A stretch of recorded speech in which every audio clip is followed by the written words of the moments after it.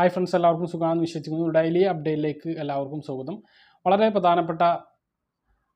വളരെ പ്രധാനപ്പെട്ട ചില അറിയിപ്പുകളുണ്ട്. നമ്മുടെ സംസ്ഥാനത്ത് +2 പരീക്ഷ നടത്താൻ വേണ്ടി വീണ്ടും നമ്മുടെ സുപ്രീം കോടതിയിൽ നിന്ന് അനുമതി ലഭിച്ചിരിക്കുകയാണ്. ഈ പരീക്ഷ തടയണമെന്ന് ആവശ്യപ്പെട്ടുള്ള ഹർജി തള്ളിക്കൊണ്ടുള്ള ഒരു ഉത്തരവ് വന്നിട്ടുണ്ട്. അത് വളരെ അധികം നിർണായകമാണ്. കാരണം സ്കൂളുകൾ നമ്മുടെ സംസ്ഥാനത്ത് തുറക്കുന്നതുമായി ബന്ധപ്പെട്ടുള്ള തീരുമാനവും ഈ ഒരു വിധിക്ക് ശേഷമായിരിക്കും എന്നാണ് വിദ്യാഭ്യാസ മന്ത്രി പറഞ്ഞത്. അപ്പോൾ അതിനും ഇത് ഗുണം ചെയ്യുന്ന ഒരു വിധി തന്നെയാണ്.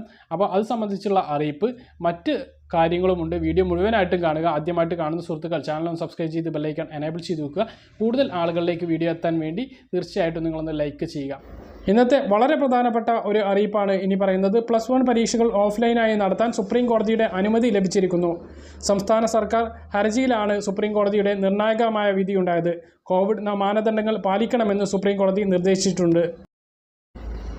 7 ലക്ഷം വിദ്യാർത്ഥികൾ ഓഫ്ലൈനായി നീറ്റ് പരീക്ഷ എഴുതിയത് പരാമർശിച്ചുകൊണ്ട് ജസ്റ്റിസ് AM കാൽവിൽക്കർ അധ്യക്ഷനായ ബെഞ്ച് പരീക്ഷ നടത്താൻ അനുമതി നൽകിയത്. സംസ്ഥാന സർക്കാർ നൽകിയ വിശദീകരണം തൃപ്തികരമാണെന്നും കോടതി പറഞ്ഞു. കുട്ടികൾക്ക് ഒരു തരത്തിലും ബുദ്ധിമുട്ടുണ്ടാവാത്ത രീതിയിൽ പരീക്ഷ നടത്തുമെന്നും പുതുക്കിയ ടൈം ടേബിൾ ഉടൻ പ്രസിദ്ധീകരിക്കുമെന്നും വിദ്യാഭ്യാസ മന്ത്രി V. ശിവൻകുട്ടി അറിയിച്ചിട്ടുണ്ട്.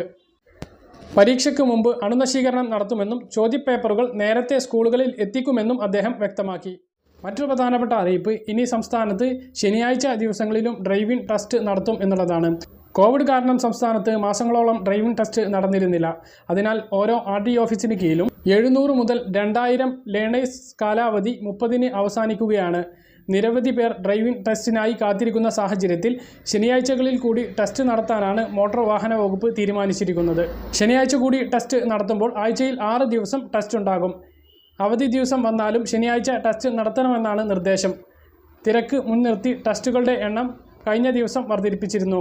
2020 ഫെബ്രുവരി മുതലുള്ള ലേണേഴ്സുകാർക്ക് കേന്ദ്ര സർക്കാർ 2021 സെപ്റ്റംബർ 30 വരെ കാലാവധി നീട്ടി നൽകുകയായിരുന്നു. ഇനി കാലാവധി നീട്ടി നൽകില്ലെന്ന് കേന്ദ്രം നിർദ്ദേശിച്ചിട്ടുണ്ട്. സംസ്ഥാനത്ത് 2 ആഴ്ചക്കിടെ സ്വർണ്ണവിലയിൽ 1000 രൂപയുടെ കുറവുണ്ടായി. ഇന്നത്തെ സ്വർണ്ണവില 34,720 രൂപയാണ്. 480 രൂപയാണ് പവന് കുറഞ്ഞത്. മറ്റൊരു പ്രധാനപ്പെട്ട അറിയിപ്പ് നമ്മൾ കഴിഞ്ഞ ദിവസം പറഞ്ഞിരുന്നു. നമുക്ക് പുതിയ റേഷൻ കാർഡ് വരികയാണ്. റേഷൻ കാർഡ് വരുന്നതിന് മുമ്പ് അടുത്ത മാസം 15-ാം തീയതിക്ക് മുമ്പായിട്ട് പല കാര്യങ്ങളും ചെയ്യണം. തെറ്റുകളുണ്ടെങ്കിൽ തിരുത്തണം എന്ന് പറഞ്ഞിരുന്നു. എന്തെങ്കിലും തെറ്റുകളുണ്ടെങ്കിൽ തിരുത്തണം എന്ന് പറഞ്ഞിരുന്നു. അത്തരം തെറ്റുകൾ തിരുത്താൻ വേണ്ടി ഇപ്പോൾ സൗജന്യമായിട്ട് കഴിയുകയില്ല. അപേക്ഷകൾക്കും നമ്മൾ 50 രൂപ ഫീസായി സർക്കാരിന് സിവിൽ സപ്ലൈസ് ഡിപ്പാർട്ട്മെൻറ്റിന് നൽകേണ്ടി വരും എന്നുള്ളതാണ്. അത് നമ്മൾ അക്ഷയ CSC കേന്ദ്രങ്ങളിലൂടെ ചെയ്യുമ്പോൾ അവർക്കുള്ള ഫീസ് കൂടി ഇതിന് പുറമെ നൽകേണ്ടി വരും എന്നുള്ളതാണ്. ആ കാര്യം കൂടി നിങ്ങൾ ഓർത്ത് വെക്കുക. മറ്റൊരു പ്രധാനപ്പെട്ട കാര്യം 1 മുതൽ 10-ാം ക്ലാസ് വരെയുള്ള കുട്ടികൾക്ക് പ്രീ മെട്രിക് സ്കോളർഷിപ്പിന് അപേക്ഷിക്കാൻ കഴിയും. ആ അപേക്ഷിക്കുന്ന സമയത്ത് മുൻ വർഷങ്ങളിൽ മാർക്ക് ലിസ്റ്റ് വേണമായിരുന്നു. പക്ഷേ ഇപ്പോൾ അത് മാർക്ക് ലിസ്റ്റ് അല്ല വേണ്ടത് എന്നുള്ള കാര്യം പ്രത്യേകം ഓർമ്മിപ്പിക്കുന്നു. കുട്ടിയുടെ സ്കൂളിലെ രജിസ്ട്രേഷൻ നമ്പർ, അതുപോലെ തന്നെ കുട്ടിയുടെ ക്ലാസ് ഡിവിഷൻ, അതുപോലെ റോൾ നമ്പർ, ഇതാണ് മാർക്കിന് പകരമായിട്ട് ഒരു പ്രീ മെട്രിക് സ്കോളർഷിപ്പിന് അപേക്ഷിക്കുന്ന സമയത്ത് അതിൽ നൽകേണ്ടത്. കോവിഡുമായി ബന്ധപ്പെട്ടിട്ട് ക്ലാസുകൾ പ്രവർത്തിക്കാത്തത് കൊണ്ടായിരിക്കാം മാർക്ക് എന്നുള്ള മാനദണ്ഡം ഒഴിവാക്കിയിട്ടുണ്ട്. മുൻ വർഷങ്ങളിൽ 50% മാർക്കുള്ളവർക്കായിരുന്നു ഇതിന് അപേക്ഷിക്കാൻ കഴിയുക. ഇപ്പോൾ എല്ലാ ആളുകൾക്കും, എല്ലാ കുട്ടികൾക്കും അപേക്ഷിക്കാവുന്നതാണ്. പക്ഷേ 1 ലക്ഷത്തിൽ മുകളിൽ വാർഷിക വരുമാനം ഉള്ളവർക്ക് ഇത് കിട്ടാനുള്ള സാധ്യത കുറവാണ്. വരുമാന സർട്ടിഫിക്കറ്റ് ഇതിനോടൊപ്പം സമർപ്പിക്കേണ്ടതുണ്ട്. അത് രക്ഷിതാവിൻ്റെയോ കുട്ടിയുടെയോ പേരിലായാലും കുഴപ്പമില്ല. അപ്പം ഇനി നാളത്തെ റേഷൻ വിതരണത്തിൻ്റെ കാര്യം പറയാം. സെപ്റ്റംബർ മാസത്തെ റേഷൻ വിഹിതങ്ങളുടെ വിതരണം അവസാനിക്കാൻ വേണ്ടി പോവുകയാണ്. നിങ്ങളുടെ വിഹിതങ്ങളൊന്നും നഷ്ടപ്പെടാതിരിക്കാൻ ഉടൻ തന്നെ പോയിട്ട് വാങ്ങണമെന്ന് ഓർമ്മിപ്പിക്കുന്നു. നമ്മൾ എപ്പോഴും പറയാനുള്ളതാണ്. ഇപ്പോൾ 16-ാം തീയതി കഴിഞ്ഞു, ഇനിയും അവധി ദിവസങ്ങളുണ്ട്. അപ്പോൾ അതുകൊണ്ട് തന്നെ നിങ്ങളുടെ വിഹിതങ്ങളൊന്നും നഷ്ടപ്പെടാതിരിക്കാൻ ഉടൻ പോയിട്ട് വാങ്ങണമെന്ന് ഓർമ്മിപ്പിക്കുന്നു.